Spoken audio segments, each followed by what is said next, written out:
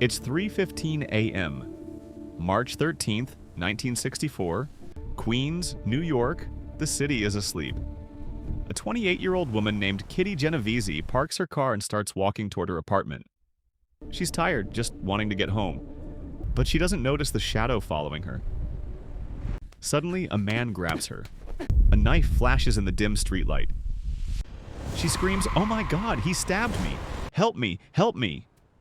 In the apartment buildings surrounding her, lights start turning on. Faces appear at the windows. One neighbor even shouts, "Leave that girl alone!" The attacker runs away. It could have ended there. Kitty was wounded, but she was alive. She crawled toward the safety of her building. But then, the nightmare truly began.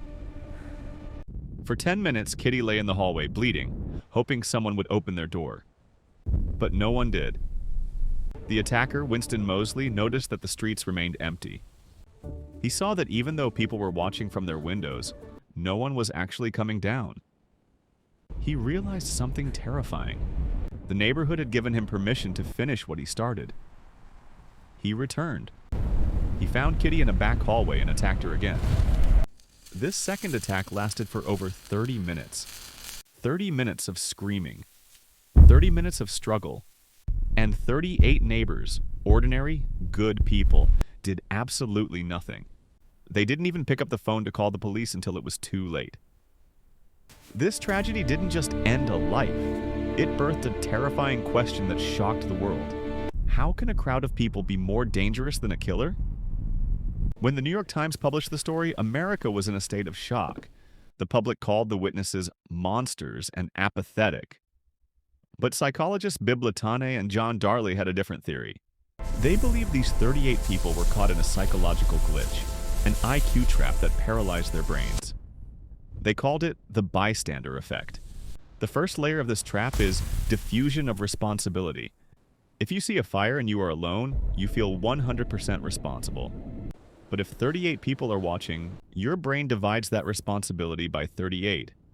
You tell yourself, someone else has surely called the police by now. The paradox is, the more people there are, the less likely anyone is to help. Every single neighbor thought they were the extra witness, not the only one. But there's a second, even more dangerous layer: pluralistic ignorance. Humans are social animals. In an uncertain situation, we look at others to see how to react. Imagine you see smoke in a room. If you're alone, you run. But if you're with two other people who are acting calm, you stay. Why? Because you don't want to look crazy or overreact. The 38 neighbors looked at each other's darkened windows and thought, well, if Mr. Jones across the street isn't doing anything, it must not be that serious.